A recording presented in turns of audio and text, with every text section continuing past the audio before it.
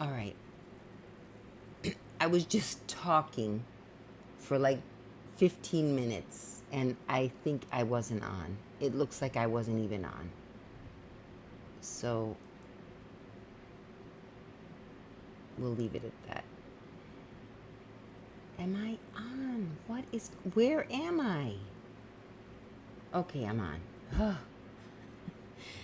A second ago I was not on. I thought I was on. And I wasn't, and I was talking. So I'll wait for some people to come in. Don't know what the topic is until I start rambling. Okay, yeah, that's the one. I deleted that short little 40-second one. Okay, here we are. And I'll wait for... Okay, some people are starting to come on. My nose is itching from the candy.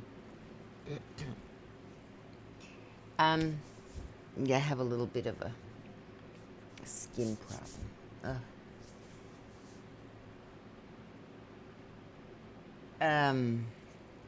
Everybody's got emotional and mental issues at some point in their life, I think. But I have some issues. So I sometimes do a little bit of scratch myself, but I've been told it's... Who cares? Who cares? I'm going to talk about my mental issues. Okay, so anyway, I was saying before I realized it wasn't on. I was just explaining quickly. I'll do it again. I won't spend too much time. Leona has hydroencephalitis, for those of you who didn't know before, which means she has liquid in her brain that's putting a lot of pressure. It's kind of squishing her brain because it only so much fits inside your skull. So she's got her regular brain, and then she's got excess liquid that I guess continues to accumulate. So it's hydroencephalitis. Hydroencephalus. And there are some severe cases, which she doesn't have a severe case as far as hydroencephalitis goes. It's still not a good thing to have, but some babies, human babies or puppies or animals, have it and their head starts to get oversized, which I guess because they're babies, their skull has still not closed all the way, so the liquid, I don't know, but their head gets big. So her head isn't oversized, but she is a bit top heavy. So she's been on a medication for about 6 days, and I don't notice much difference yet. But she has a checkup again on the 28th. Today's the 20th, so in a week. And we'll see. We'll see what the doctor has to say. But she gives me the side eye. I was also saying in the video, and I've said it before. Sometimes you'll be talking to her. She'll look over like this. Is she looking over here? Hey, side eye. Side eye, and I nickname her Side Eye Sally. Hey, Side Eye Sally. Is she doing it? She's not doing it right now. Is Side Eye Sally not doing it just when I want you to do it? She's just very floppy. She's like a rag doll. Oh, there, I see myself. Oh, she is kind of doing it. But sometimes she really does it. I'll let her rest. She liked that strawberry one, didn't you? I didn't want to give her that other one was too strong. She liked the strawberry one. She ate it. Just a little piece. I'm not going to let her have too much candy. I'm sure it's probably not good for her, but... What are you doing, baby girl?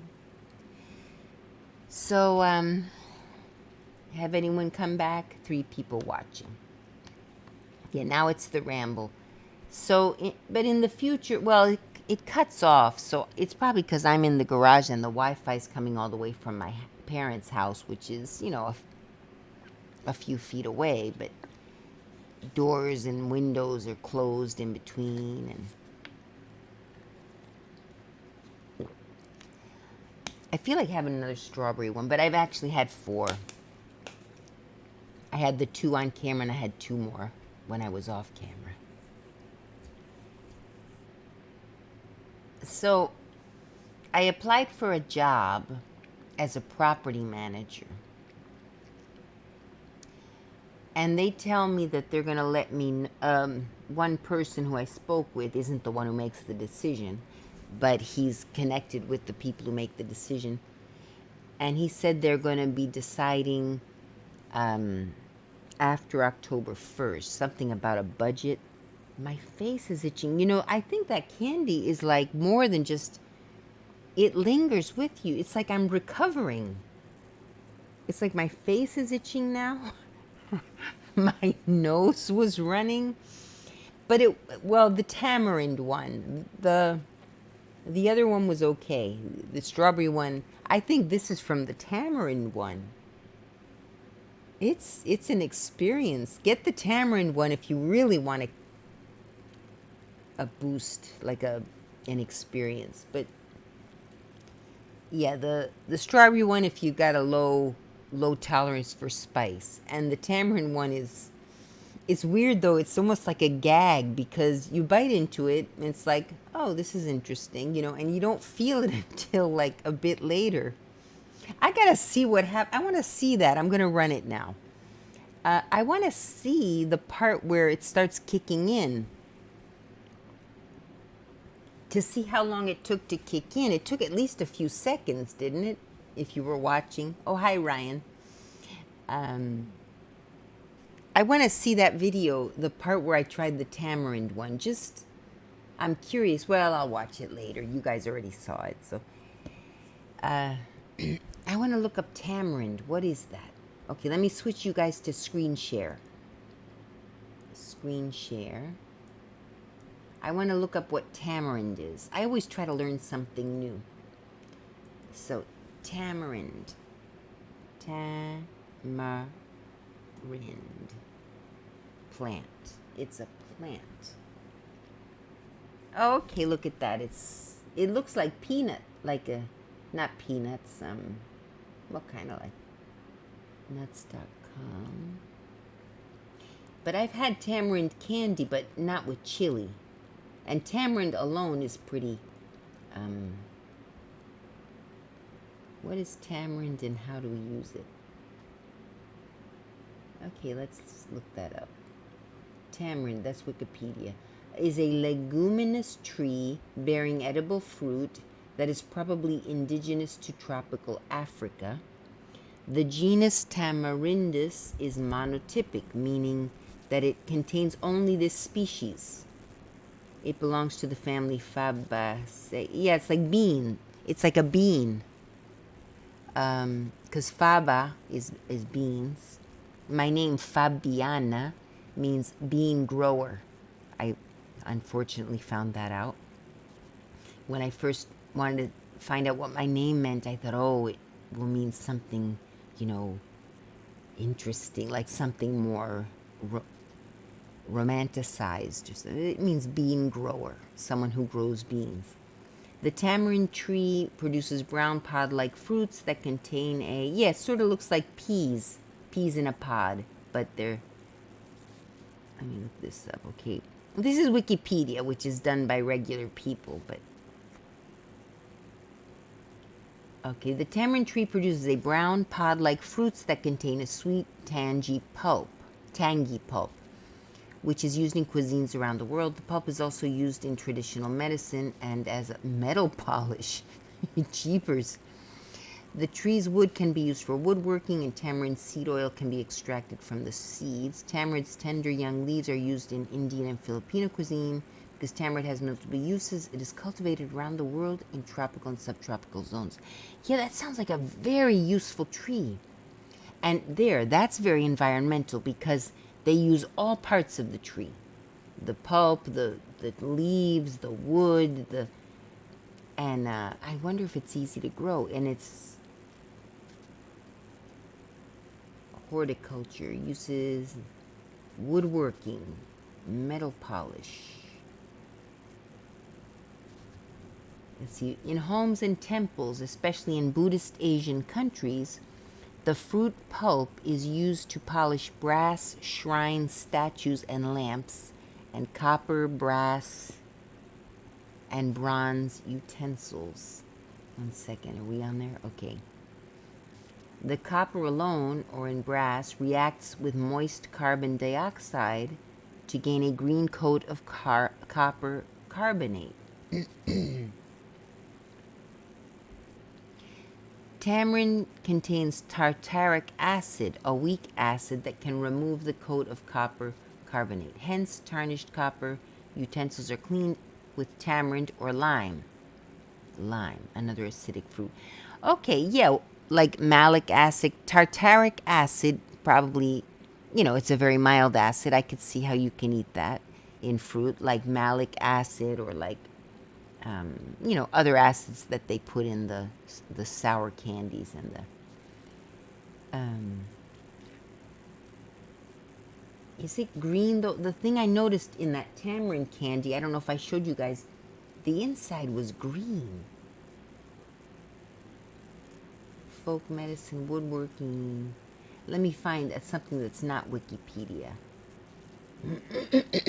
Excuse me. Oh, look, you can buy your own here. Tamarind concentrate. I wonder what it looks like. I guess you can make things out of maybe that's the pulp. Oh, my nose itches. I'm so sorry, guys. That tamarind candy. 1 sec.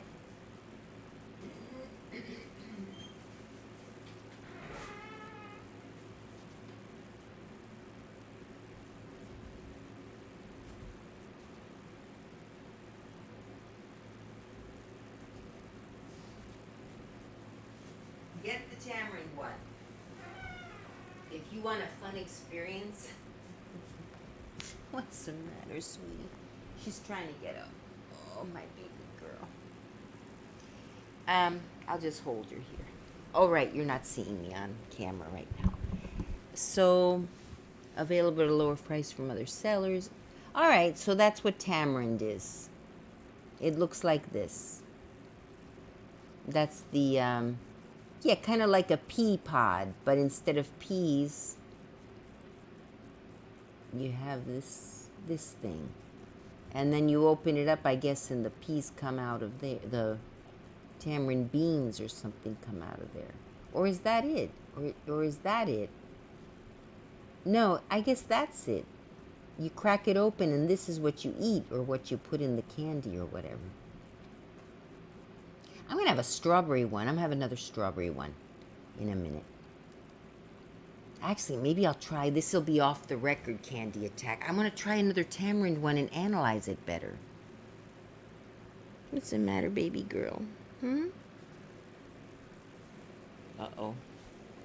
Are you okay, honey? I hope she might have to go out. All right, I'll put her on the floor here. Okay, so that's that. Let me put myself back on. Wait a minute. Oops. What's that one? Oh, you can get it in...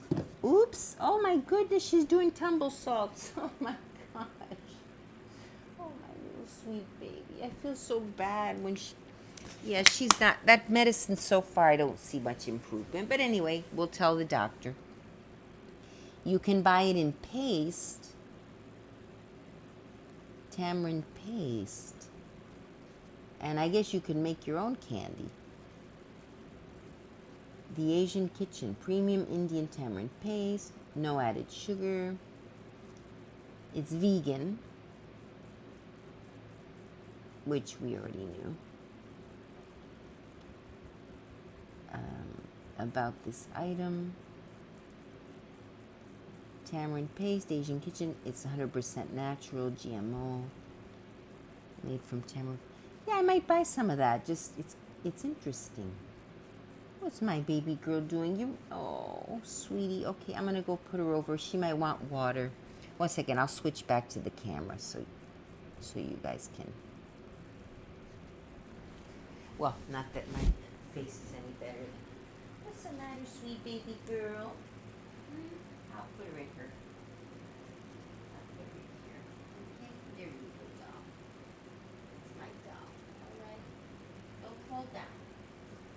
she has a little pen. I put her in there because if I'm not watching her, I like to keep her. I'm getting one more of each. When I'm not watching her, I put her in the pen because it's all padded with towels and bath mats. I got some cool bath mats. So here's the tamarind one. I didn't show you guys the middle. The other one cut off, and I'll just leave it. It kind of ended. But this one, I want to. I'm ready for it this time, though. The inside was green, and the texture of this one I didn't elaborate because I was recovering from just biting it. But I want to see how long it takes to kick in. Okay, it's 3:50. I don't have a. I want to time it by seconds. Or is this the strawberry? Yeah, this is the tamarind.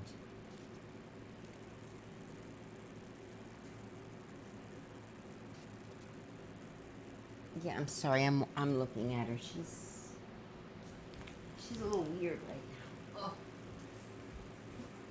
my doll. What's the matter, baby girl? Oh, she's hitting her head. Oh, my sweetness. What's happening, baby girl? You want to lay there on the cold floor? There you go. How about there? Okay. Is everything all right, baby girl? She's just a little restless. I just took her out unless she wants to do her number 2, but getting up and down. I'm on the floor. I have a good mattress, actually. It's a comfortable mattress, but because I had an air mattress, it sprung a leak. So let me flip over. I gave her that tamarind. Maybe she's gonna go drink water. I'm sorry, I'm very distracted. You know, it's like having a child almost. I'm just.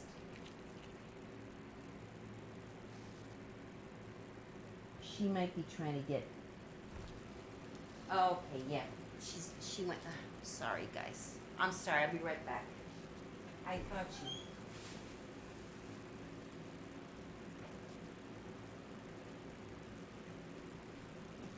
She did number 2. That's all right. I'll get it quick. All right, sweetie. All right, doll. All right, baby. Okay, we got you. We got you. We got you. We got you. Okay, stay over here. Hold on, let me fix that up.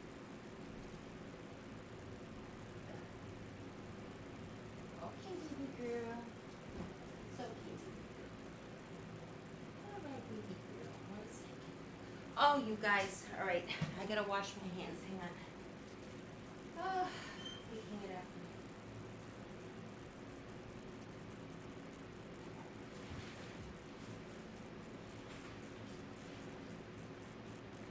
Now I gotta just clean the floor with some disinfectant. 1 moment. Okay. All right, baby girl. All right. I know. It's raining out too, so.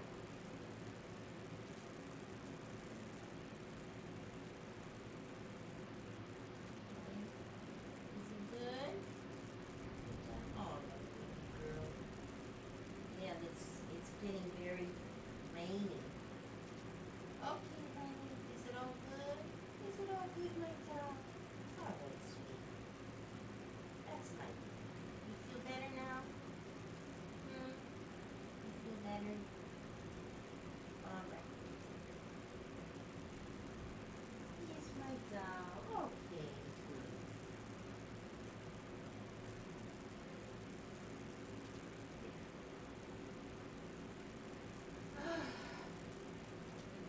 I'll be right there, you guys. Oh, you guys are getting bored.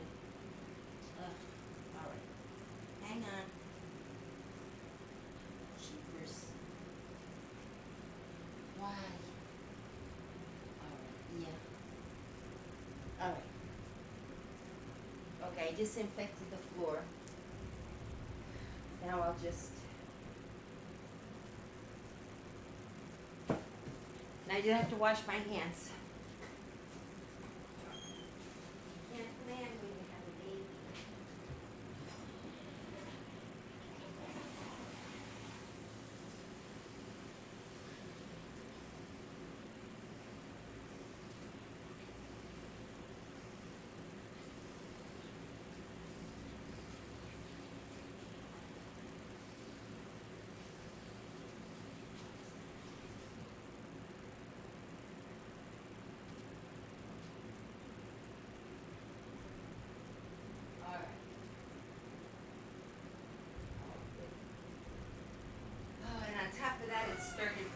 so even if she had to go out, I don't think she has to do anything else because I took her before, but she just won't sit still.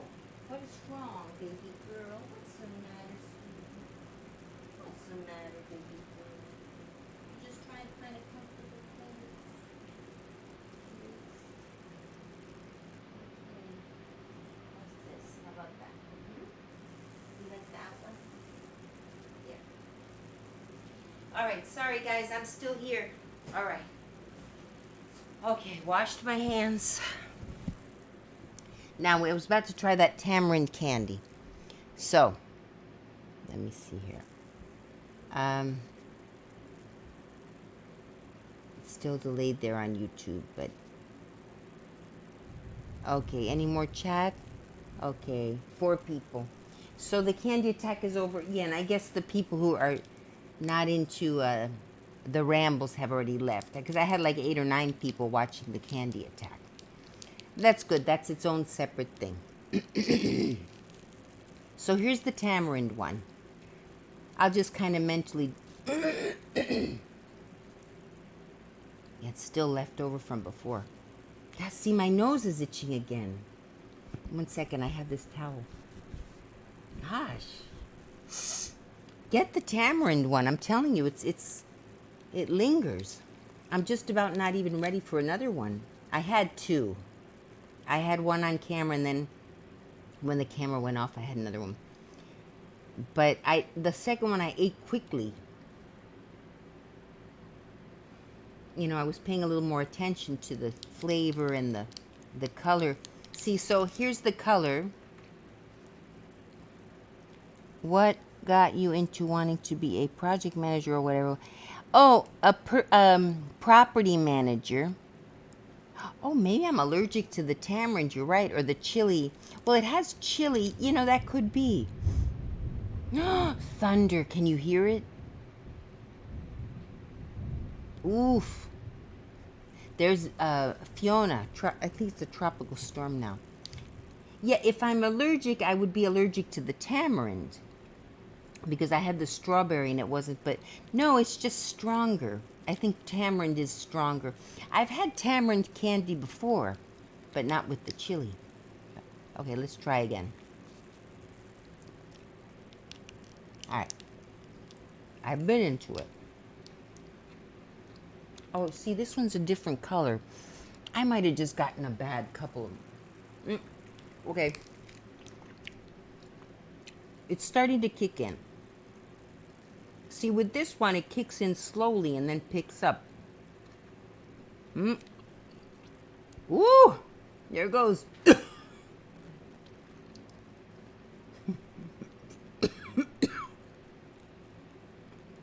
It's fun, though.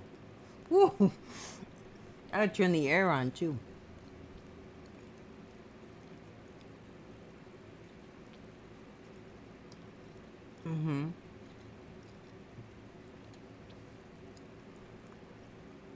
Okay. You gotta eat smaller bites and slower. But, okay, this middle, the other one had a green middle. This one tastes a little better than the first one.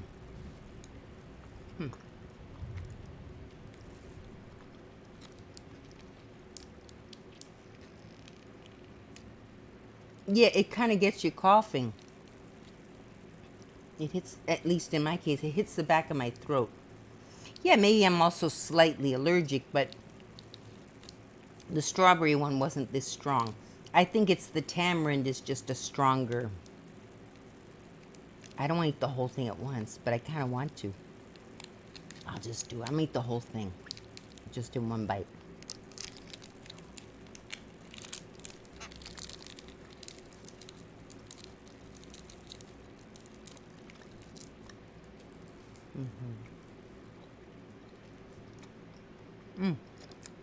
If you want ASMR,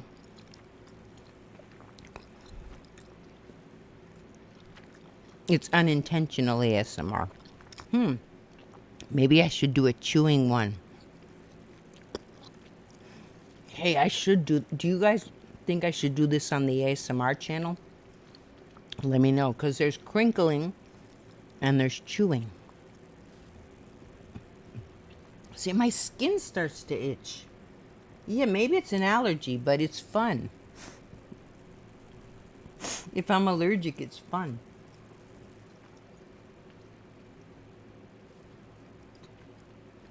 Well, this is my third one, so I'm probably used to it by now. And you feel the heat. I'm going to try one more strawberry one.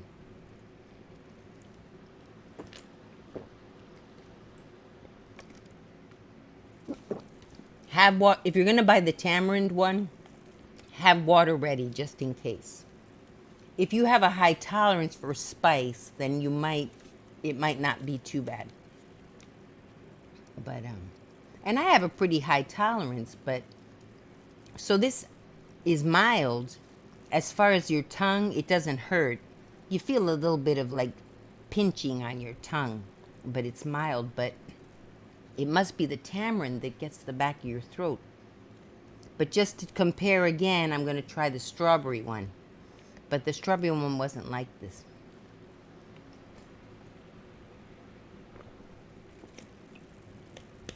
Maybe I should get another bottle of water just in case. All right. I'll give it a rest and then I'll eat a strawberry one. Oh, so the property manager, I'm not sure you can buy those candies here in Northern Ireland, England. I can't wait to try different foods. Oh, I'll have some of these ready for you when you come. Or remind me if I don't, because we can get them easily. You can order them online. They must have them in England, though, because... Or similar ones. Wait, that was a hair. Sorry.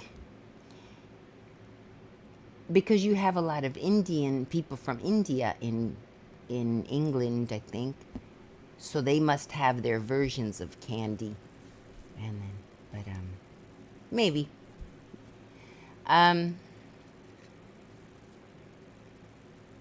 What was I talking about? The property. So the property management. Well, I was a secretary.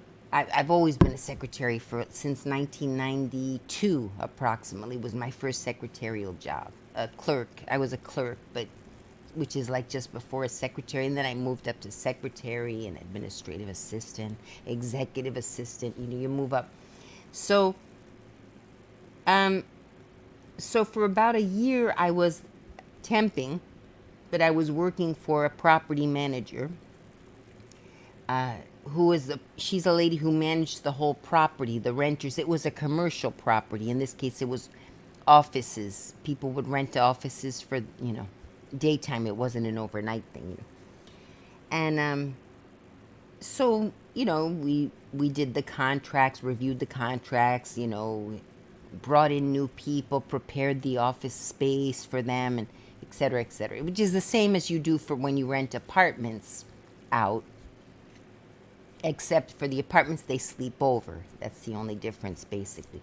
So I worked for that property manager, and I did a lot of her work. But she said, oh, look, I've got to go out. Could you please just do... She'd kind of give me a rundown what I was supposed to do, and I'd do it. So before I knew it, I could run the property without her. She just said, oh, could you do... So it was basically her telling me, do this, do that, and I would do it. But it was her job, some of the stuff I was doing. And I wasn't getting paid for it. But, I was getting paid my secretarial salary. But I was doing her work, because she would delegate it to me, which is kind of okay. She wasn't supposed to do that. But on the other hand, I was learning. So I didn't, like another person would have complained, hey, she's making me do this work and I'm not getting paid the extra amount or whatever. But I decided, well, I'm learning a lot at this stage, so I'm not going to tell the temp agency. I'm just going to do the work. I was doing budgeting, the budget, the annual budget, all that stuff. She helped me. Of course, she told me what to do, but then I would do it. So it got to the point where she didn't even have to tell me anymore. She'd just say, oh, could you do the budget for whatever? And I would just do it. So before I knew it, I was doing her job, and she was just, overseeing.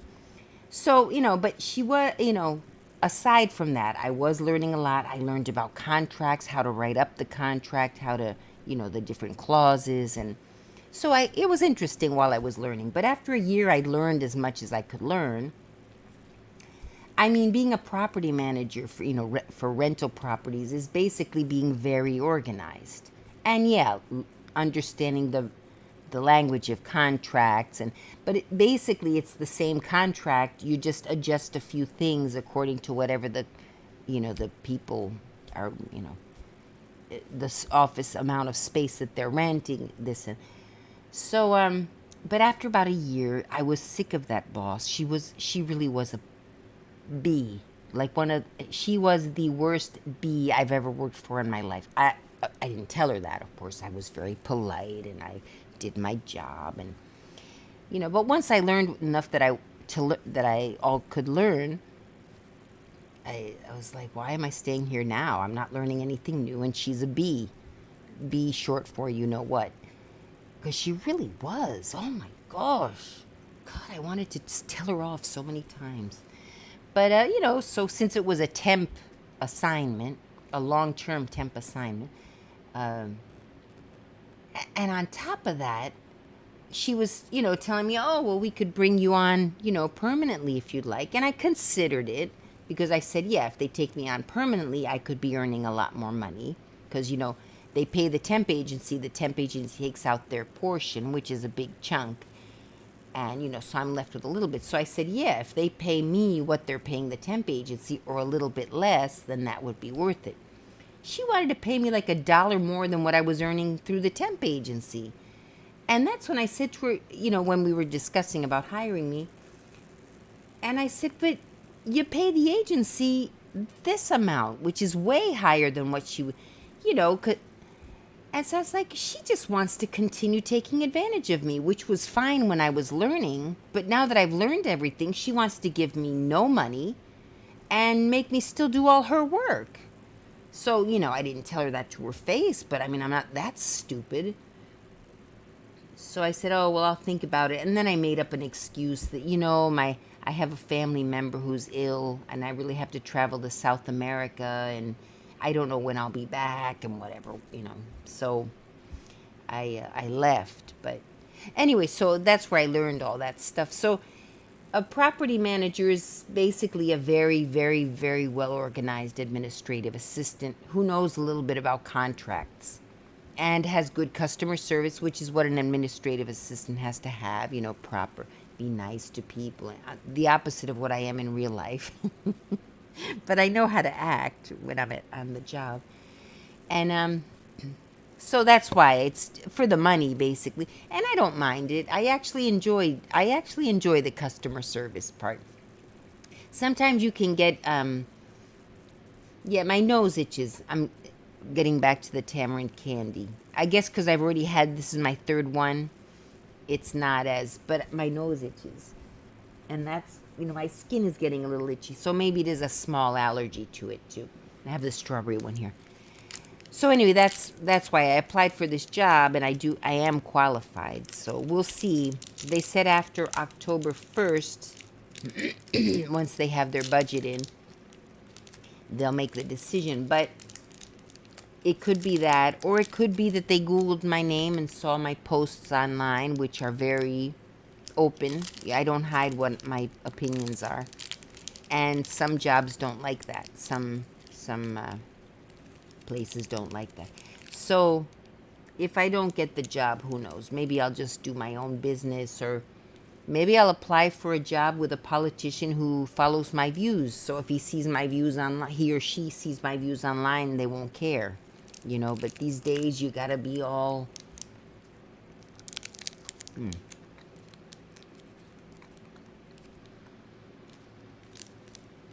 Now the strawberry one has green in the middle.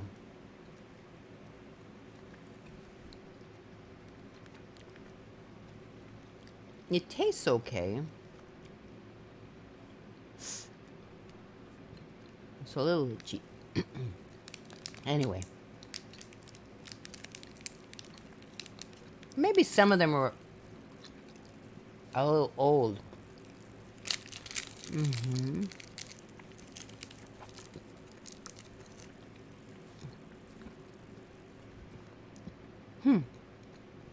I don't know what to ramble about anymore. Oh, I could tell you what happened yesterday. Yeah.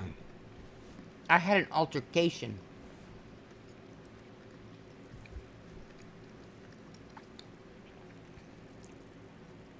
I'm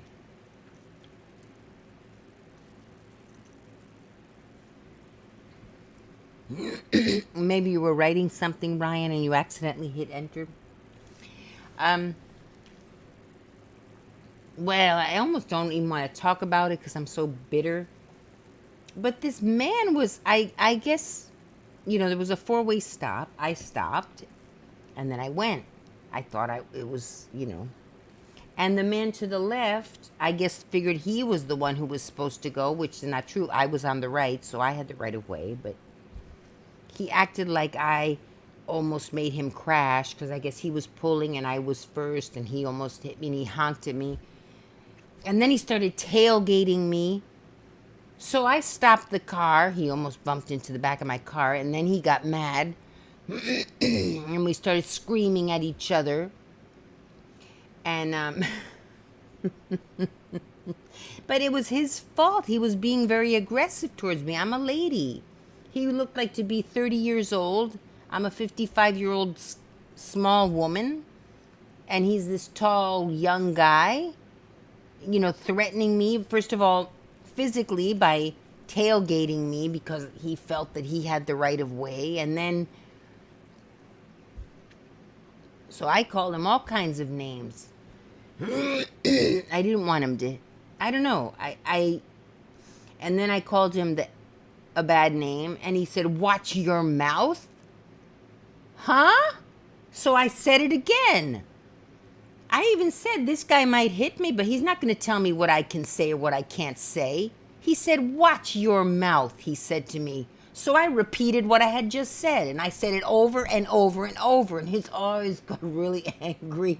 You could tell he wanted to hit me. At least he was smart enough not to do that. Like, I would have been knocked out cold for sure. But I said, a part of me inside said, I don't want him to hit me because I know it would have hurt. But a part of me wanted him to hit me so that I could, really get the police on him. And anyway, he didn't hit me. But you know what he did do? We finished screaming at each other, all kind of things. He grabbed I remember those granny glasses that I told you the day I get those granny things hanging? It means I'm an old lady. Well, I had those hanging around my neck. So just before he left, because he couldn't hit me, or I guess he was that much of enough of a gentleman that he wouldn't hit a lady. But I guess he was so angry and wanted to hit me, so he grabbed my glasses that were hanging around my neck and yanked them, and all the beads flew all over the place. It just made me mad. I didn't, well, I kind of cared. I mean, it wasn't cheap, that thing. It wasn't expensive, but it wasn't dollar store. It really was overpriced. Anyway, F him. And then I didn't report anything because, first of all, it was my word against his. But I did at that night, I finally called the police and said, "Listen, what should I do? This morning, this happened. I don't want to press charges, but I want there to be some sort of record on the guy." I got his license plate. I took a picture of his license plate. And they said, "Well, you could do a delayed report, go down to the station tomorrow and blah, blah, blah." And I was like, oh, whatever. Maybe, it was a road rage thing. Maybe he's like, how when you're in a car, sometimes you get more angry at someone because you don't see the humanity in the person when they're in another car behind the wheel. But when you have to face them face to face, it's a different thing. So I wanted to get out and have him face to face with me. I'm not just a car. Like, he saw me as a machine in a car, I guess. And when you're face to face with the person, it's different. So maybe he, in hindsight, because he had that road rage thing, which kind of takes you out of your normal character sometimes. I'm thinking, hoping, I was right. So I don't feel bad. Maybe he's dumb enough to think that he was right to threaten an old lady or an older woman. But yeah, he's probably one of those idiots that thinks it's okay. Anyway, maybe he thought after the fact and said, hey, come on. Yeah, she was wrong about the stop sign. I wasn't wrong, but let's assume I was. A normal guy who didn't crash into me for whatever the situation was. Oh, it was a close call, but nobody crashed. Yeah, that woman was wrong, but okay. And just leave it at that, No, he started tailgating me. Like he was very aggressive. So, that's that. I'm sure you would do amazing at it. You want to still get your own house? Yeah, eventually I'd like to rent or buy. Buying would be great, but to buy a house, you have to be in the same job for a couple of years so the bank trusts you. I never stay in my jobs long enough. But if I stay in the job for 1 or 2 years is usually the minimum. They want you in the same job with a steady income. You show them your tax returns to show that you had that income. And then you can get a loan and pay it off and, live in your own house. But yes, if I get the job, I would be able to rent an apartment. The garage is... Oh, she's falling down again. I don't know if I'm on or not. Let me go back to YouTube and see. 1 second. Actually, now I'm all mad because I talked about what happened. I shouldn't have brought that up. But anyway, I got it off my chest. What did I see here? Oh, yeah, I'm on live. One watching. Yeah, it keeps disconnecting. Sorry about that, you guys. Exploding King. Why the Queen Elizabeth coffin was lined with lead. Ooh.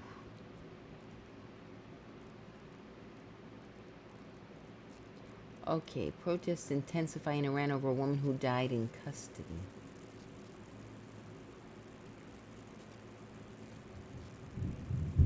Wow. Ooh, can you hear the thunder? Can you guys hear that? Let me know in the chat. Woman accused of taking $1.5 million from church in Vero Beach. I gotta follow that case. Oh, wow. She was the administrative assistant. A former parish administrator, turned herself in after police say 1.5 million in donations were fraudulently deposited into a separate bank account for around 5 years. The Vero Beach Police Department said the Holy Cross Catholic Church. Oh, I'm Catholic. Oh, that makes us look so bad. Well, I'm actually Methodist because I converted, sort of, but it was convenient because the Methodist church was right nearby, so I converted. I got baptized and everything, but I'm Catholic at heart. The Vero Beach Police Department said the Holy Cross Catholic Church at 500 Iris Lane in Vero Beach was doing more than Sunday Mass. The police department was contacted in December 2021 by the Diocese of Palm Beach. Okay, good. The diocese is also Catholic, so they are like the overseers, so good. At least it was Catholics who found it out, too. It would have been way more embarrassing if someone who wasn't Catholic or one of the parishioners or something, It's still bad, though. It told police there was a possible misappropriation. Yeah, they have to follow up and do the audits and all that, so... It told police there was a possible misappropriation of funds that occurred over the last 5 years at the church. You're talking about a 5-year period of time where people have given their hard-earned money every week for 5 years, from 2015 to 2020, to the tune of about $1.5 million. Vero Beach Police Chief David Curry tells CBS 12 News. It's certainly disappointing that this has taken place. I use the word trust because the trust was there. Hopefully it still is, but it is very hard to trust when something like this happens. Yeah, that's true. Yeah, I mean, I'm not saying the Catholic Church isn't without, without, stuff has happened in the Catholic Church that is very embarrassing. So it's unfortunate because the religion itself, I personally love. I'm not saying I agree with everything that they agree. Abortive, condom, the pill, I believe you should use it, but that's against the Catholic religion. But if you had to follow the Catholic, you can be Catholic and realize you're never going to be perfect and just do the best you can. That's what I say, because of the teachings as far as Christ and love everyone. But that's Christian more than Catholic. But Catholic is a Christian religion, by the way, for those of you who don't know. So, yeah, and they've got things in there that I don't agree with. I'm a very loose Catholic, if you will. But I believe that the Bible has been interpreted wrong. The Bible is not in English originally.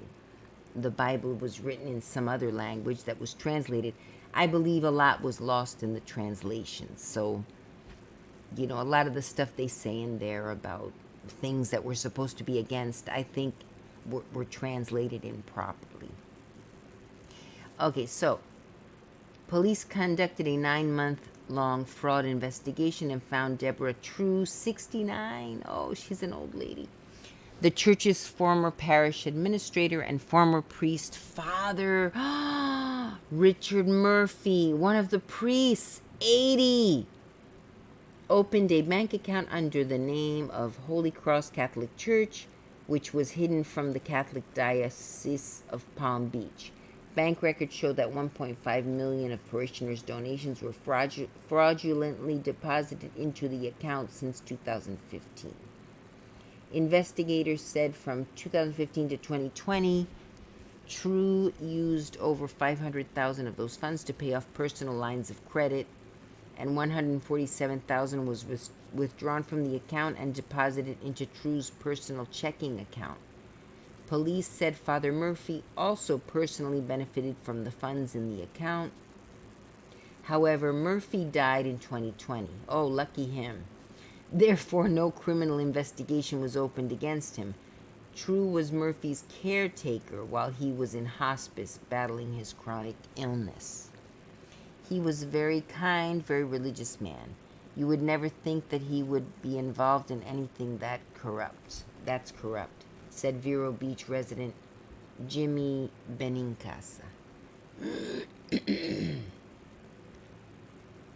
True told detectives Father Murphy instructed her not to disclose the separate account.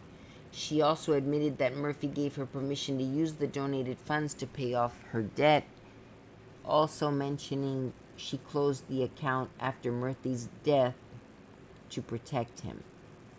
On Monday, True turned herself in at the Indian River County Jail. The police department says True faces one count of organized fraud over $50,000. She has since bonded out of jail and awaiting trial. The Diocese of Palm Beach provided a statement. Well, blah, blah, blah, blah, blah. I'm not going to read the whole thing, but, criminal charges were recently filed, state attorney. I should follow that case.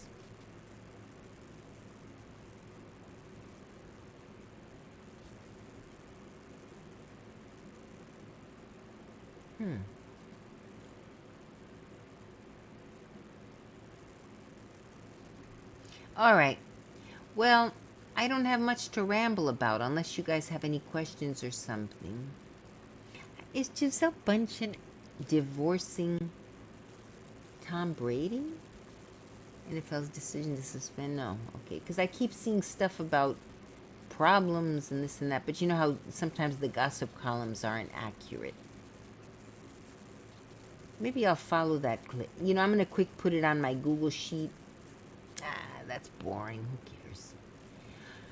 I'm not going to put it on there. I'll read one more article, and then let me check the chat first.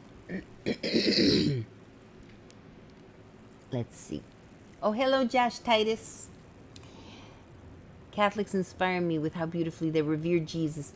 Yeah, that's the problem because I love the Catholic religion, but let's, they've done so many bad, the religion itself has been involved.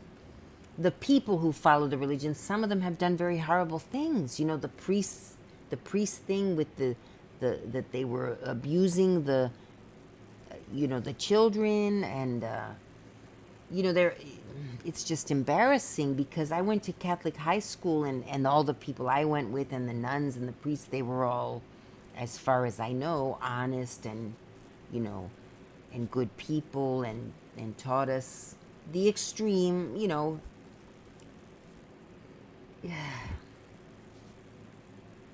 I mean, you should never take any religion blindly. I love the Catholic religion, but if the Catholic religion told me you have to bomb yourself to save, humanity or what, I wouldn't do it.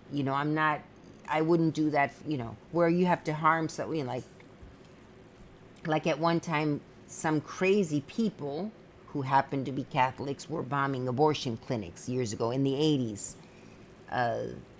I believe they were Catholic in quotes, but they were crazy because never have we been told to bomb abortion clinics. We were told abortion is wrong and this and that, but God God is the one who judges. That's how we were taught. So whatever we truly believe, it's God who judges. You just treat everyone with love and accept them, and if they did bad things, you forgive them. It's God who judges, and go to the prisons. That's very Catholic, going to prisons and talking to the inmates and giving them company, and yes, speaking to them about God and telling them to encouraging them if they'd like to join the Catholic religion, never pushing. And that's how I was taught as a Catholic. But apparently others, I don't know what other places were teaching their kids, but there's other Catholic schools. But I believe, because I've been to Catholic churches that weren't part of my school, and the same thing. So, but yeah, we got some stuff. And we even, yes, Christianity in general says that homosexuality is wrong and all that. I disagree. I think it's just something that happens, but whatever. But let's say the Catholics tell us, yeah, homosexuality is wrong, but not to treat them badly. If anything, it's annoying, but like, oh, pray for them that they find the right way in life, and and God, and again, God judges, whatever. So that's the worst of it. It's not, oh, they're bad, they must not be near us and all, just, oh, he's suffering, this problem, and we have to pray that he or she finds the right way, and so, but yeah, I don't agree with some of the teachings, but also, at least the Catholic school I went to, they taught us, biology, and they taught us the forms of birth control that exist. It's not like they hid it from us and didn't make any. In our biology class, it was biology. This happens, this happened, this is how, well, most of us knew how babies were made before high school, but those who didn't learned, this is how babies are made, and this is what happens, and this is how these are forms of birth control, the whole thing. No judgment, nothing. It was a biology class, period. No matter who was teaching. Sometimes the nuns would be the teachers, and she wouldn't give any opinion. She would teach the class, biology. Then in religion class, we learned that, oh, birth control is not right. It's a sin. You must not use it. And, but it was separate. So we knew, and so if you're a teenager and you're doing what you do with your boyfriend, which my classmates did with their boyfriends, they used the birth control. They knew it existed. They used it. And that's that. Oh, it's a sin, but they used it. So, they made us aware of it. So, but anyway, nice to hear a ramble with good audio quality. Yeah, this is a great thing. And I do want to, maybe that was one of my ideas. If I don't get work, maybe try to do Audible, Audible, that audible.com. I think you can do downloadable podcasts and stuff where they pay per download or something. Yes, to pray that God saves them. We all need to be saved regardless of our specific sins. Right. And on top of that, I don't even agree that it's a sin. That's a part of the Bible, I believe, that was misinterpreted. And now in our English version, it says things that even the English version has different interpretations. There's the King James, there's I don't know what version. So even each English version of the Christian Bibles have different interpretations of the original manuscript. That's why I don't believe that it says that homosexuality is wrong. I think that,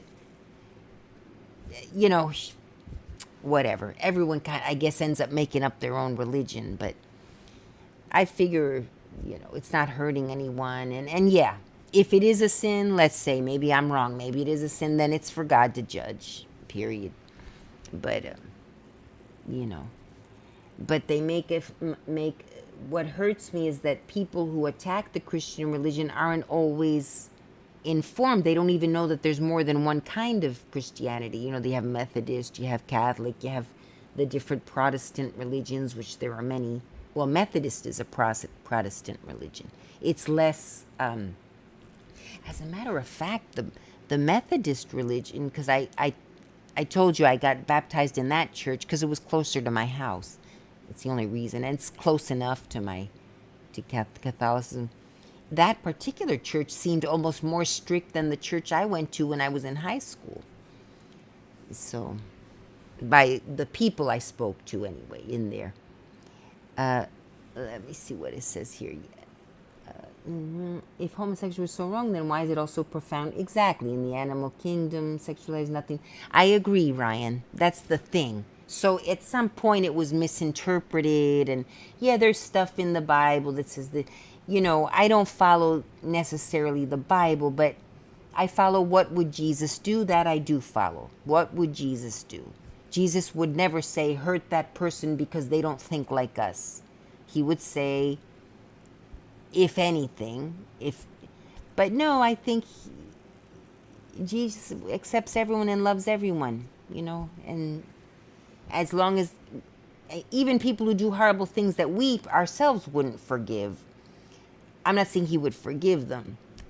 I don't know what Jesus would do with some like even murderers. Well, when he was put on the cross, if you want to believe that he was a true person, Jesus was a real person. That I do believe, in my opinion. Because some people say, oh, he didn't exist.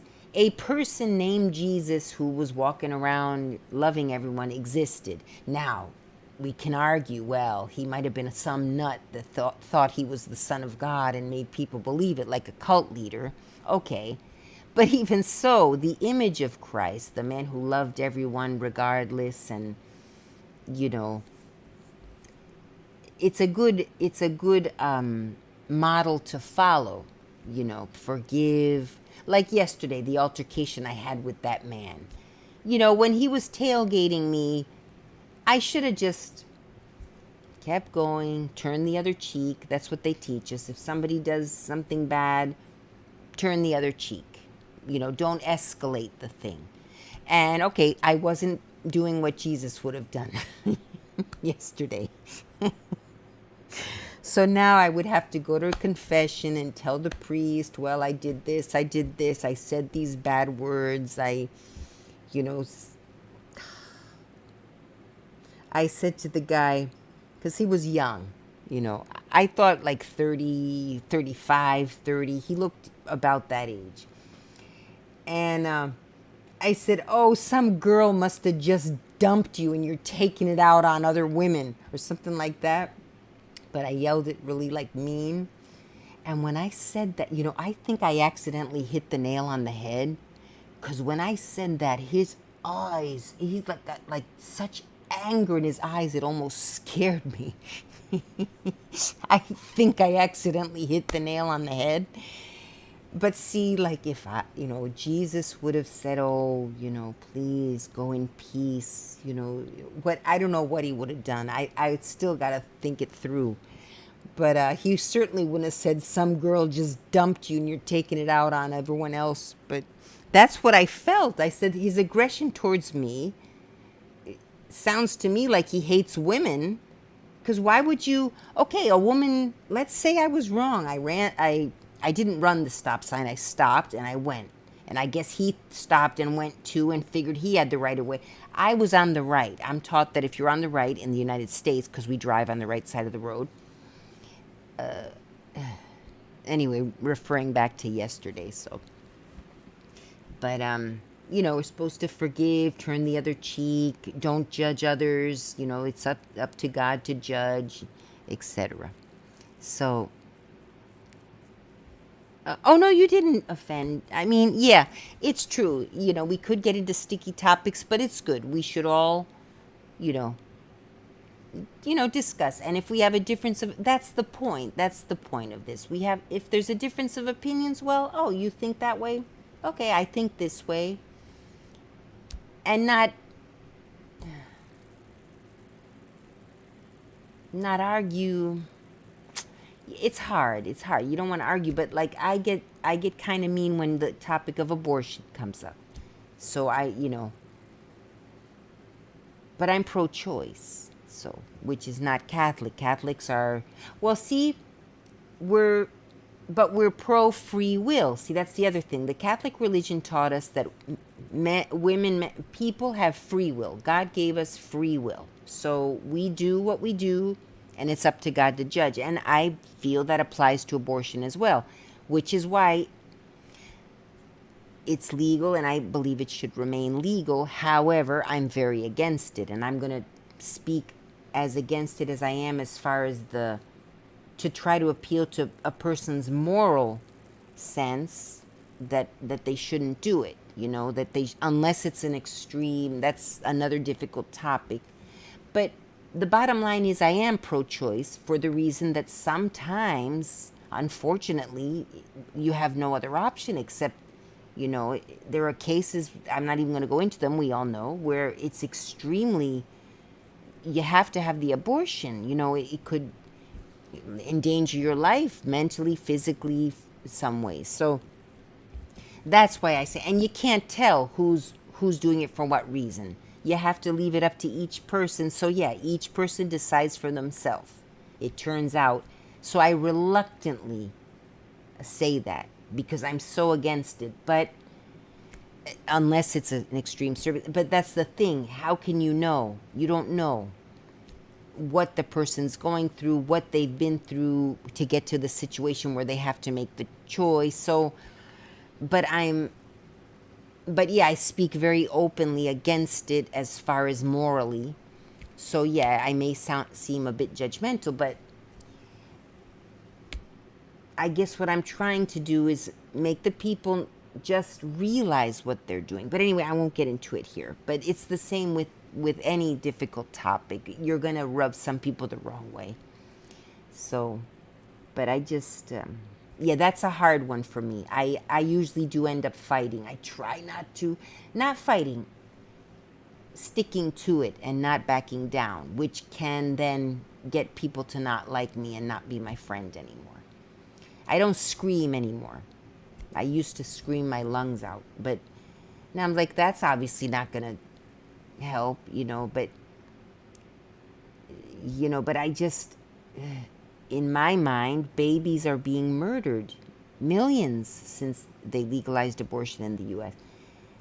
And it just, fine. I got to the point now where, okay, bottom line, it is the choice. I had to reluctantly get to that point because we can't know. But I'm still going to really push my point for people to really think about it. But anyway, I won't keep talking about it. I'm sorry.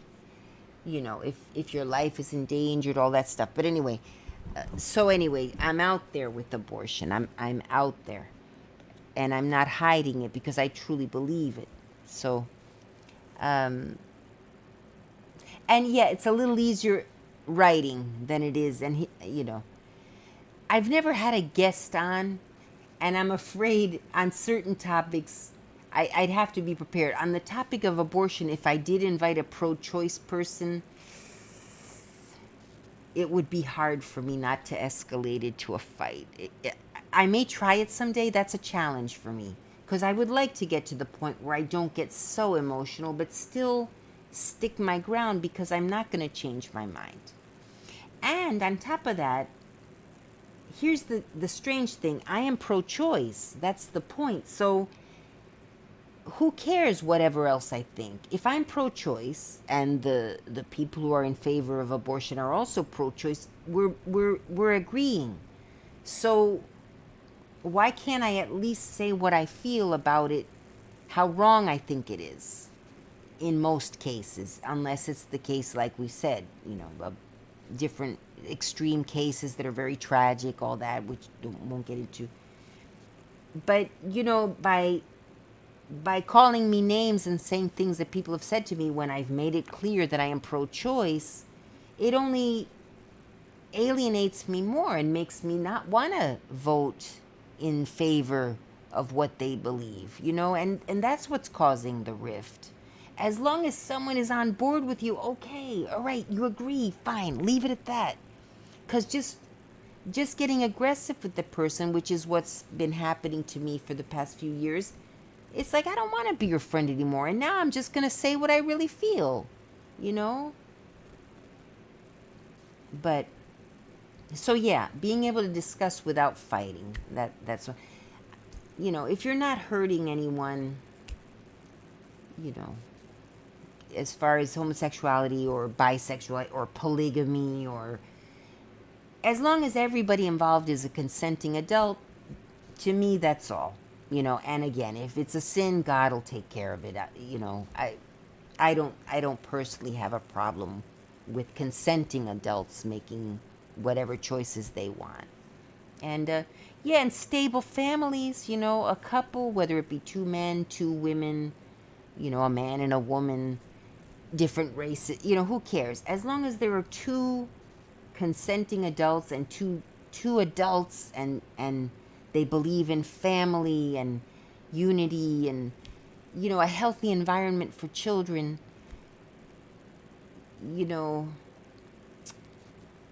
there are so many children that need parents, and homosexual marriage, when you have 2 healthy, good people, those are potential homes for all these children that don't have any parents.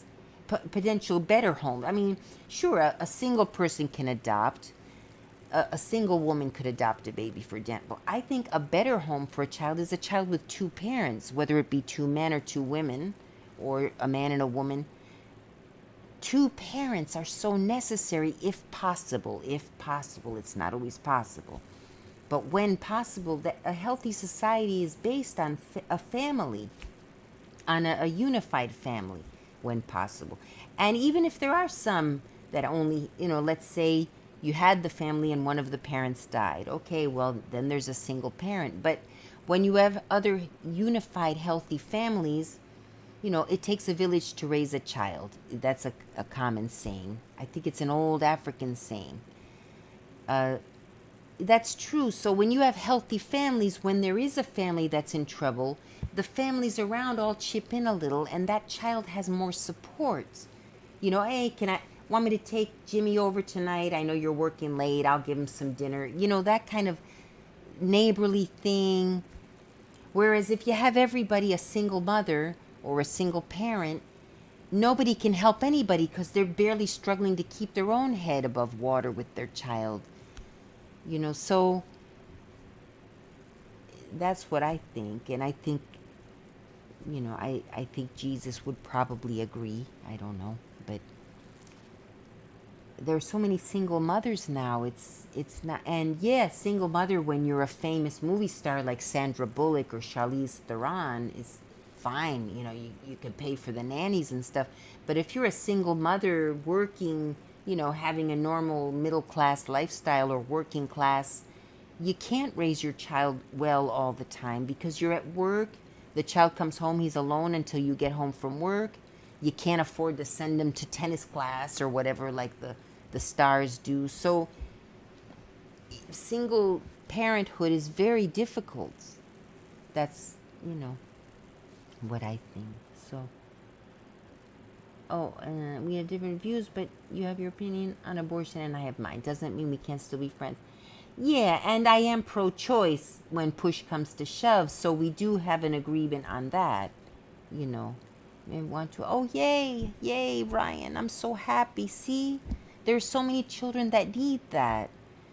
See, that's why I'm pro-choice, but pretty harshly against abortion in most cases. But I'm also in favor of, families. You and your partner, good. That's two parents.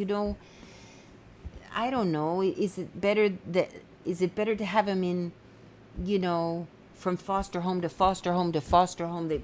They end up a mess. A good stable family that's there through thick and thin. They feel wanted. Especially, it's so hard because when they're brand new born and you adopt them right away, okay, they don't have any traumas. They never, they didn't even have time to develop trauma. You were there for. But yeah, the children that have been in foster care over, and then they're in this house and they're in another house, and they start developing behavioral problems. They may remember their parents and miss the mother or father, or parents. Sometimes the parents have gotten into drugs and they don't get their act together. Because foster care is mainly, to have a child in a safe place until the parents get straightened out, like if they're drug addicts or alcoholic but many times the families never do get straightened out. And the child is very angry and very bitter and very sad and misses his family and maybe doesn't even, maybe his brother's in one home, his sister's in another home, he doesn't even have his siblings nearby. They develop behavioral problems. How could they not? And it gets harder and harder and harder, So I don't know. And I can see how it would be hard to keep a foster child, but in that situation. But sometimes you have them and you stick it through and you can end up adopting them if the child works out with you. So, but me and my mother was a foster care. She also adopted me and two of my, having 5. Oh, wow. Oh, Ryan, I'm so happy.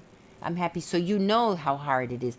Were you very young when were you old enough to remember your biological family when you went into foster care? Or you say she adopted you afterward?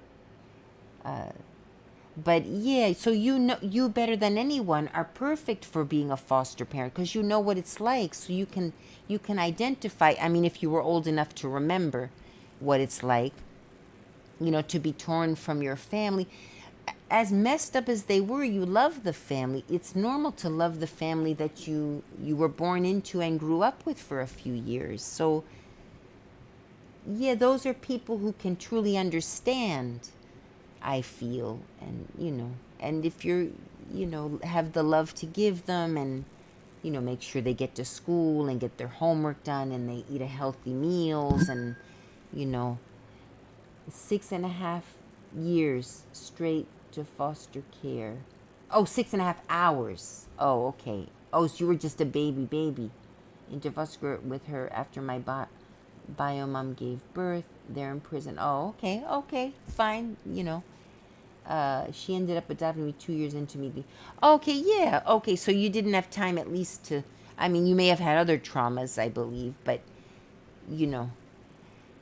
So you were 6.5 hours old. First, I was going to say 6.5 years, but I guess hours. So, okay, yeah, that's a little.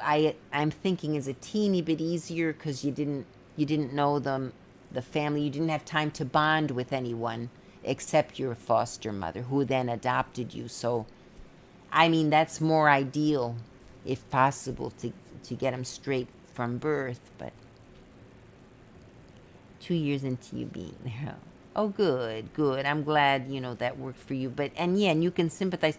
And maybe some of your brothers and sisters that were adopted came in older and you saw some of the problems they went through. And yeah,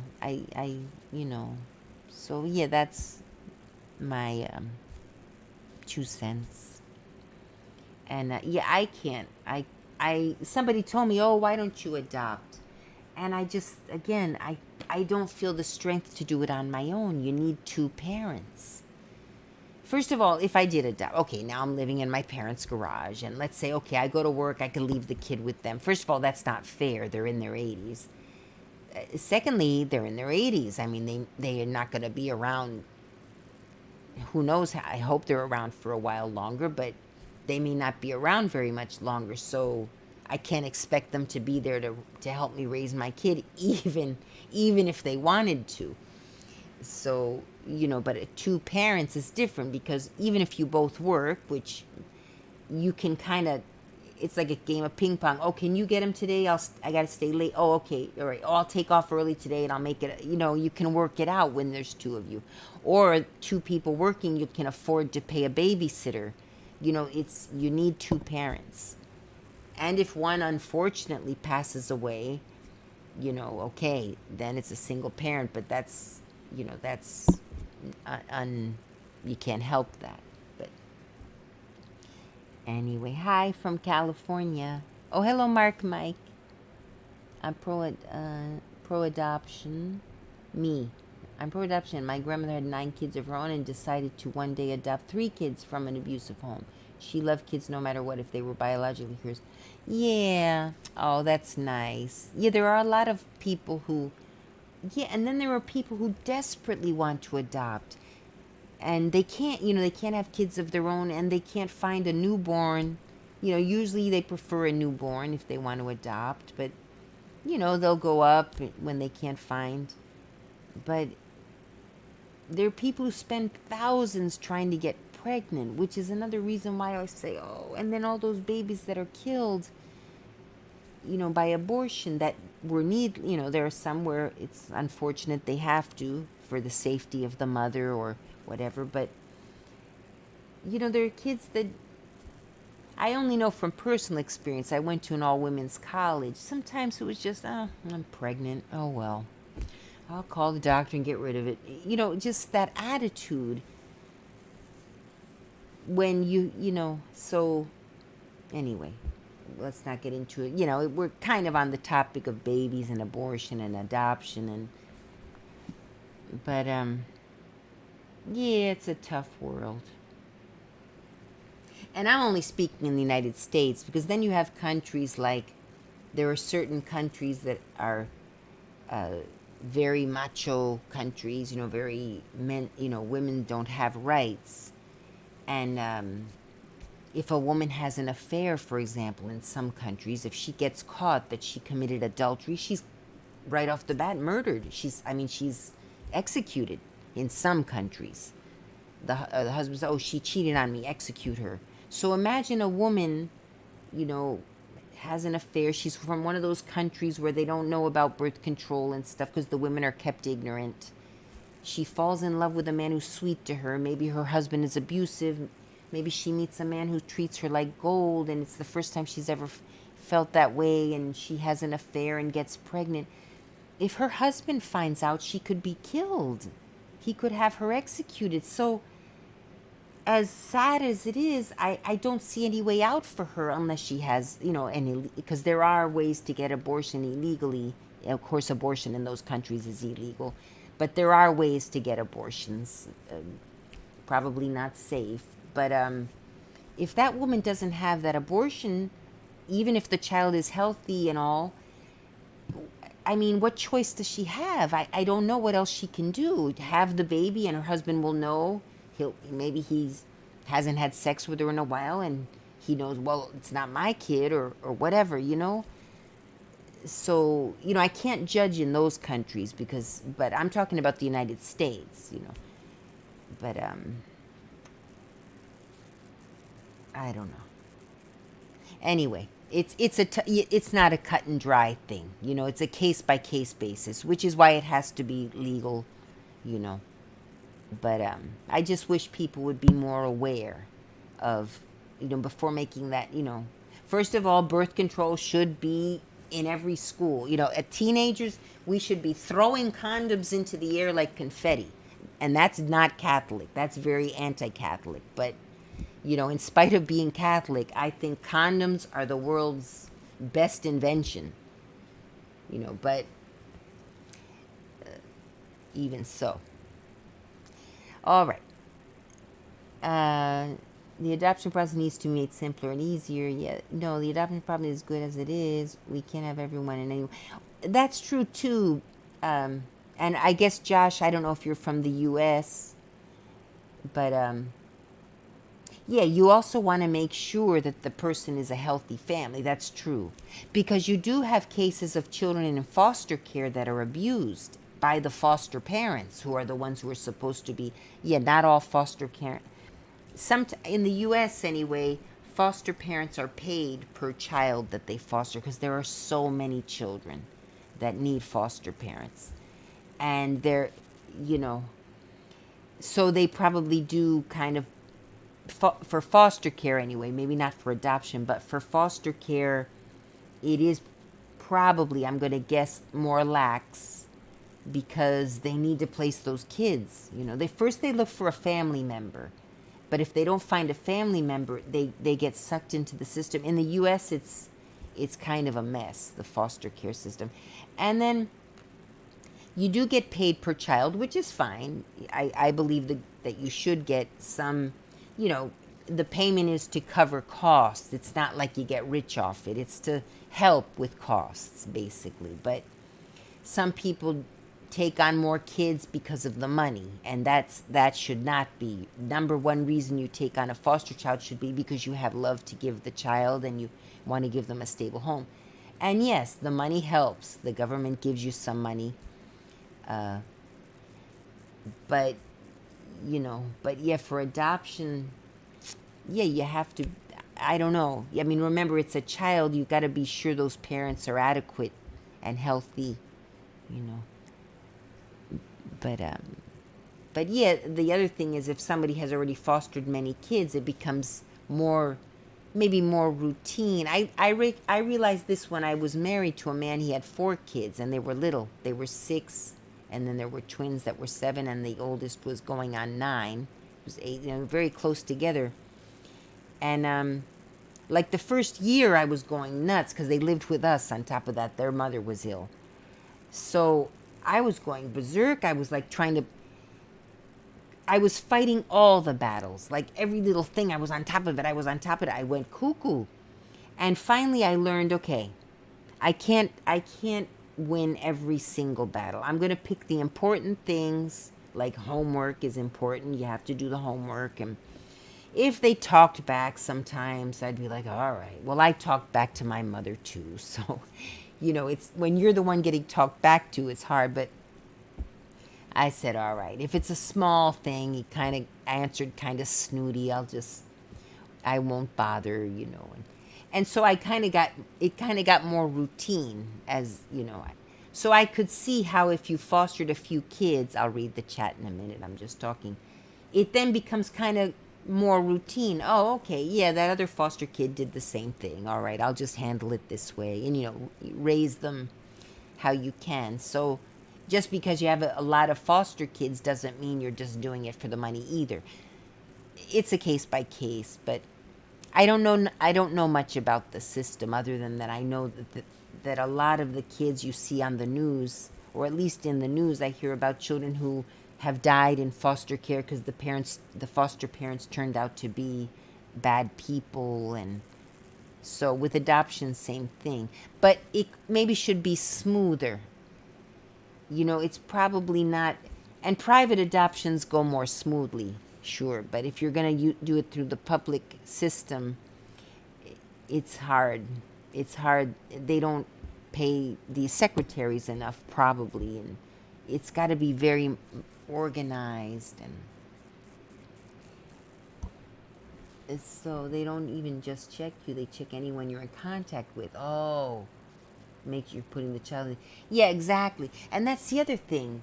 Like, I wonder, like all the things I put on social media with my opinions about abortion, which I make clear I'm pro-choice, maybe just my social media, they'd say, no, this lady's crazy. Look at the things she's posting, even if I did want to adopt. Because somebody had suggested me, why don't you adopt? You seem to have a lot of love. And I do love children.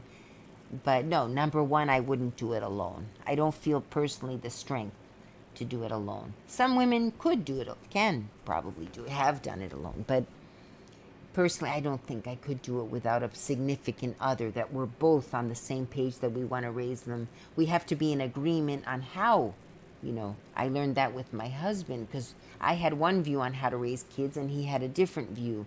And they were his kids after all, so of course he got the last word, but we were butting heads a lot. And it caused a lot of arguments between us. So yeah, even that, if it's two parents, they have to, So that number one, in my case, alone, I wouldn't. And yeah, two, if I had a significant other at this age, I can't get pregnant, I'd have to adopt. Yeah, we'd have to make sure that we both agree. Well, we agree that the child should, we both agree that the child should have at least a B average at school. One parent might think. And the other one might say, no, I think that a C average is fine. That even my own parents, my mother insisted that we get a B, which is like a 75, 80%. It's 80%, whatever you want to, I don't know how they do the grading in other countries, but, and my father was content with a 70%. That's a C, about a C. It's kind of like, not a great student, not a terrible student, just kind of, where my mother insisted we do a little better in school, and I would get D's and F's, so I'd get good grades in some classes, but I didn't like to study. As a teenager, I was a disaster. This is for the UK anyway.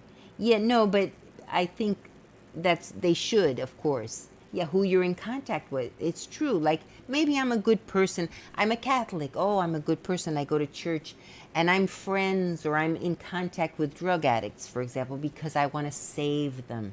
Let's say I'm in contact with them for the good reasons, but I'm still putting the child in danger. If I'm in, not that I would invite them over to the house or anything, but they probably might know where I live. And if they are on a drug binge one night and decide they want to come over and who knows what, So yeah, they may, even if you're a good person, they may be concerned about who you're surrounded with. That's true. That makes sense. So yeah, and welfare checks, like the foster care, the foster counselors or something are supposed to go to the house regularly to check on the kids, and sometimes they don't, number one. And number two, even if they did, well, I think they're supposed to go unannounced, though, because that's the thing. If you know the person is coming over, obviously you're going to clean up the place and get rid of any drugs you might have and make it all look wonderful, and tell the kids, if you say one word, I'll bust your lip, If the child maybe wants to tell the foster counselor, no, my mother does this, she does this, and it's bad, maybe, so I think unannounced visits, I don't know, Ryan, if you know that, did they make unannounced visits to your foster home, like to check on the foster kids, to make sure it wasn't just your mother just cleaning up before they came over? That would make sense. But, yeah, I know that they're supposed to do follow-up visits and stuff, checkups and stuff. And sometimes they just don't do it. I've heard, because there was a young girl years ago. What was her name? Relia. That's an old case. She disappeared. She was in foster care. The foster mother said, oh, someone came over, someone from the city or the foster system came over and took her and said they were going to bring her back. And but the foster mother never reported her missing. They don't know who took. It was obviously not someone from the foster system who took the child, and they just don't know where she is. That was here in Florida. Let me see. That was in the 90s. I wonder if they ever found her. I mean, who knows?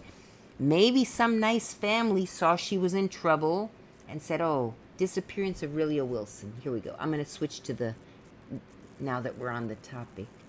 One second. Oh, let me read the chat before because I think a new comment is there.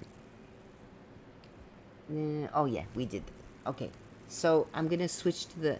Yeah, her name was Relia. One sec. Oh, I was on screen. Oh no, I wasn't. Okay, screen share. I thought I was on screen share, but I wasn't. Okay, there we go. So here, disappearance of Relia Wilson.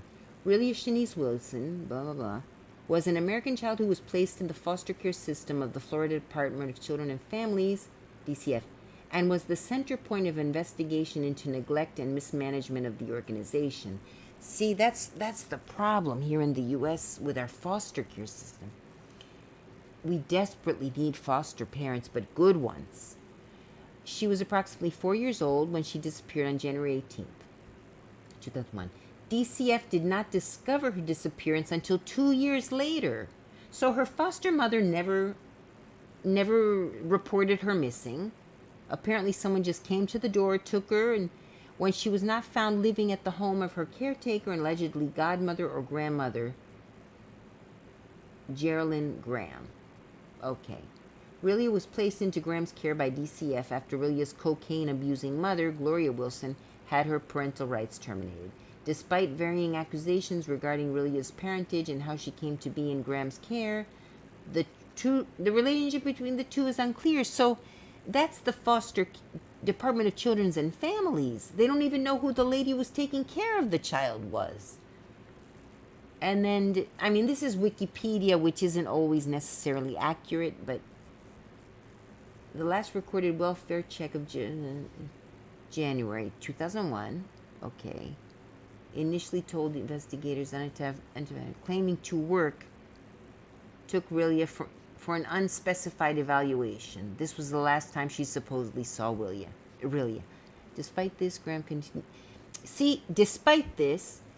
continued to cash checks from the state. I remember that part. For Relia's care, because you get paid for taking care of foster kids. So the child disappeared. Her supposed caretaker, oh, she's gone. Oh, I'm still getting the checks. Hey, cool.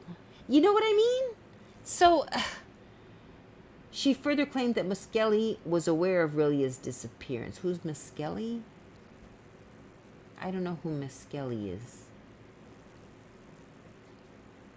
Who's Muskelly? I don't know. Graham was later jailed for identity fraud and Medicaid fraud. Yeah. For accepting payments on behalf of Wilson after she went missing. Okay, that's fine. But let me find it. Because Wikipedia isn't very... Charlie Project. Relia was removed from Kendrick's house in April after allegations of neglect. Yeah, this poor little girl. I don't think they ever found her. You know, whoever took her probably sold her into trafficking. Who knows? They just don't know where she is. Since she's been missing, they never found her. Yeah, I remember that case. Date of birth 96. So she would be 25? No, 90. Yeah, she would be 25 now. Apparently. She was 4 at the time. African American female, black hair, brown eyes, scar from a puncture wound below her navels. Her ears are pierced. Middle name to Relia. Age progressed. So this is sort of what she would look like today, apparently. Who are these people? This wouldn't be her. Who are these people? She would not look like that. These look like people involved. Okay. Age progression to age 10. Okay, so that's Gloria Wilson, Geraldine Graham, Robin Lucifer, Deborah Muskelly, and Pamela Kendrick. I guess those are people involved in the case. So Relia and her 2 siblings were removed from their mother's custody when Relia was an infant. They were placed with Geraldine, alternatively Geraldine, I guess that's her, Graham, their alleged grandmother or godmother in Miami, Florida, 2000. Their mother, Gloria Wilson, abused cocaine. Is she up there? Gloria Wilson, this lady. She abused cocaine and neglected her children. Her parental rights were eventually terminated. Photos of Gloria and Graham are posted with the case summary. Florida's Department of Children and Families was obligated to check on the children's well-being during monthly visits.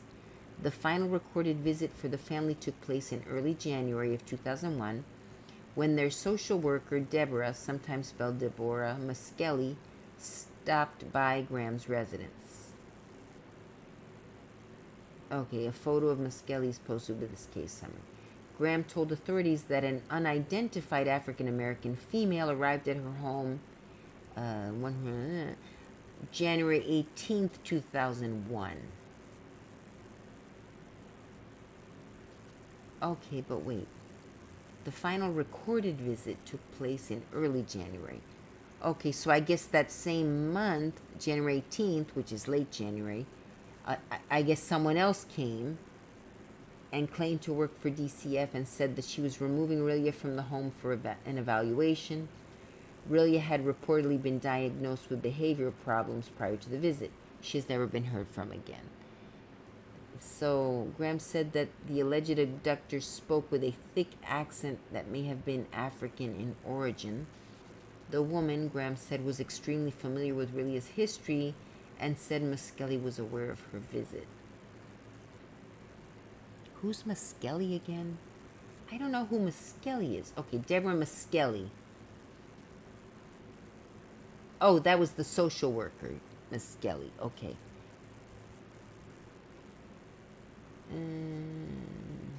Authorities learned about Riley's possible abduction 15 months after the child disappeared. Now, I'm thinking... Yeah, you see, we don't know. But it could be that they just registered that they visited and they didn't even visit the home. And they just did the report that they did. You know, I mean, you got... You know, now that we have cell phones, the social worker should go take a picture with a news, you know, something to prove that they even went to the house. Who knows? These people may have just been claiming to go to the house and turned in the reports and never went. We didn't have cell phones back then. But now, today, they should insist that a picture of the child be taken with a newspaper, that day's newspaper next to the child, so that they can prove it was that date. Okay, the agency can... authorities learned about... Graham said that Muskelly was not one of these individuals who visited her home 1 month after Billy had disappeared. Muskelly's attorney said that his client offered to cooperate. Muskelly was charged with 41 counts, including grand theft, relating to her deficiency at her job. She pleaded guilty to 1 count of official misconduct. She billed the state as a social worker for times when she was actually at her second job as a substitute teacher. You see, it's just a disaster. This little girl, if we're lucky, I guess we'll never know, some family felt sorry for her, saw she was in trouble, and kidnapped her to give her a loving home. That's what I'm choosing to pray, that that's what happened. But the worst case scenario, she was abducted, and who knows what they did to her, you know. But you'd think by now, if she were 25, she would come to light and say, yeah, I am Rilya, this is what happened. Unless they wanted to protect her and changed her name and all that, which doesn't seem likely. I mean, it's... who knows? But that's my point. It's... you've got to be so careful. I mean, it's got to be hard enough for people to adopt and foster that you know that they're going to be responsible. I mean, this was just a mess. And I'm assuming that just like this case, maybe there are cases just the same. The child maybe hasn't disappeared, but everything else, the person claiming to go do the home visits when they never went and just did the report, and DCF officials said they have no record. And at that time, they I don't know if they ever fixed it up. They had piles and piles of cases that were backlogged, that no visits had been made. I mean, that's public. It's all public services, which privatizing sometimes resolves some of those issues, but I don't know what the solution is. But yeah, I'm sure the UK is different, but they must have some similarities. But I don't know if they were as much of a mess as it was in this case of Rilia Wilson. I didn't even read the whole thing, but if you're interested, yeah, you can Google Rilia Wilson, and oh, I lost all my watchers too. But well, and it was an interesting discussion anyway. I didn't think to get on that. I guess I don't remember how I got on the topic, but yes, someone recently said, "Oh, why don't?" Because he has a daughter. A friend of mine has a 4-year-old daughter. He's my age, 50. He's 56. He has a 4-year-old daughter. He's crazy, but anyway, the girlfriend he broke up long ago. Like almost after the girl was born, they broke up. But anyway, um, so I go over and help. He gets her on the weekends, and he's a disaster. His house is always messy. So sometimes I go and clean up a little before the little girl comes over so that she can have a nice place to come to. And, and then I stay and I play with her a little bit. She's so cute. Oh, that would be interesting, Ryan. We always have these great ideas. We have to do, like once we had the idea about the clothing, clothing for work and all, but that would be interesting. Yeah, and that would be, and we could all learn from each other about it because, and yeah, and your system compared to the US system, I'd have to do more research on my end first. And yeah, then we could compare like how the US is compared to how the UK does it, and different states in the US, of course, because Florida is a mess. Maybe other states are better organized. As much as I love Florida, there are some things down here that are quite messy. Um, yeah, that would be good. So anyway, well, but it's 5:20. I've got to feed the dog, and I guess I should get off of the. I can't be on. Oh, let me put myself back on the screen. 1 second. Here. Yeah. And yeah, that's the thing. Even if we disagree, and it's kind of easier to do it when you're in a group of people that are it's small, you know. But when you're on the internet, and especially if you're on a like I'm on the internet with my name. Oh, sorry. Gosh, you guys. I should be covering up a little more. um On the internet, people use fake names and fake pictures. Oh, there you saw my underwear. All right, whatever. They're clean and paid for. I always say that, but I forget. I forget that I've got this. Um, where was I? What was I talking about? I lost my train of thought. Oh, yeah, on the internet, people have fake picture, fake name, so they'll say anything, and you even don't know if they really are who they may say they believe one way when they really believe another way, and they're just trying to start an argument, and they've got a fake name and a fake, you know, picture. And so that's why I finally decided, okay, not only am I going to put my real name and my real picture, I'm going to do everything 100% publicly. And if people like it, they like it. If they don't, they don't. I'll try to be. Yeah, I'm at the point where I'm not trying to be likable anymore. But that's the U.S. The U.S. has gotten to a stage where we're on the verge of civil war. I don't know if I mentioned that before. We hate each other. The right and the left hate each other. And I didn't used to be. I used to be in the middle. But the left has forced us to choose. So I've been forced right. You kind of... For example, if you believe, like me, I'm pro-choice. But if you think abortion is murder, even though you're pro-choice, automatically, no, you're not part of us. You're not allowed to be in our group, and we're going to insult you and treat you just as if you were pro-life. And not that they should be treating someone badly for being pro-life, but I'm actually agreeing with you. Can we at least agree to disagree on the rest of it? you know, if I'm conceding, anyway, you all know this because you know me, but the people that, or anyway, we're forced to choose. Personally, I have to go right. Some people were in the middle and they were forced to choose and they had to go left. But I think more people are getting tired of that. You have to be able to have a middle ground. What was my point? There was no point. Yeah, my head's not on straight today. But yeah, I do like that idea. I've got to do more research on the. I have a godson right now who's living with his uh, grandmother because the mother of the child has drug problems, and unofficially, I mean, it's not through the courts or anything. The kid's always at his grandmother's house. She set up a room for him, but she's raising him, the grandmother. And the mother is there in the picture, but doing her own thing.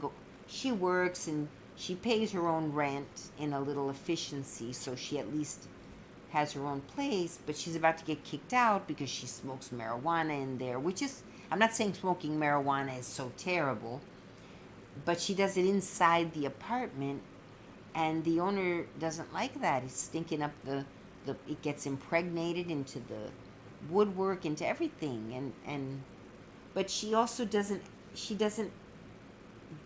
respect the landlord. It's a rental. She needs to respect the land. So she's about to get kicked out. And plus, she doesn't only do marijuana. That's mild. She does other drugs. And sometimes she goes out all night and she says she's working when she's not. And so the poor child is living at his grandmother's house. But he cries all the time that sometimes his mother disappears and he doesn't know where she is, and he wants her, and you know they call, she won't answer her phone, and she's acting like a teenager, but then,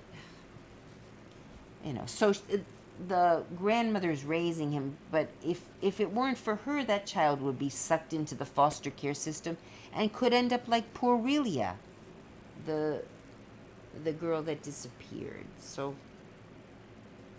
my brother works for DCF up in Massachusetts, but privately. He works as a private lawyer there. Yeah, and he does the home visits and makes sure that the children are okay, but he truly goes to the home and actually really does visit. It's not like what happened in the case of Relia, where the lady was actually doing a second job, and okay, maybe she needed the money, but when you're risking a child's life, it's one thing if you're lying and you're getting money for work you didn't do, but nobody's in danger. But children are in danger if you're claiming that you're doing home visits when you're not, and you're off doing another job. Anyway. So yeah, they never found her. I kind of lost track about that case, Relia Wilson. I remember when it was on the news and everything back then. I was living in Miami at that time too. It was before I got married, but like just before. Okay, all right, guys. Well, I'll be on again soon. I'm glad the candy attack was separate than this, because this got really long. How long is this? My goodness, I can ramble a lot. Is it? I guess I'll know how long it is when we hang up. Anyway, only 2 people watching, so I guess we've talked ourselves out. All right. So bye, everybody. Thank you for coming, and thank you both for agreeing to disagree and being respectful. That's where it starts. And we can be with like-minded people, and sometimes it's good to hear, even if you don't agree 100%. Occasionally, like that's why I ended up being pro-choice. I was pro-life at one time, and abortion should be illegal and all that. And then I realized no, because the danger of someone slipping through the cracks who needs an abortion truly for very severe reasons or whatever, they might slip through the cracks because it's illegal, and whoever does the analysis of the situation didn't get it right and didn't get all the information, so it has to be legal. It has to be. And it's up to each person's what do you call it? Their own moral, what they can live with themselves. If you get one and you can live with yourself and you don't think there's anything wrong, it's unfortunate. Or if you got one because you just felt like, because you didn't feel like being careful, that's your thing.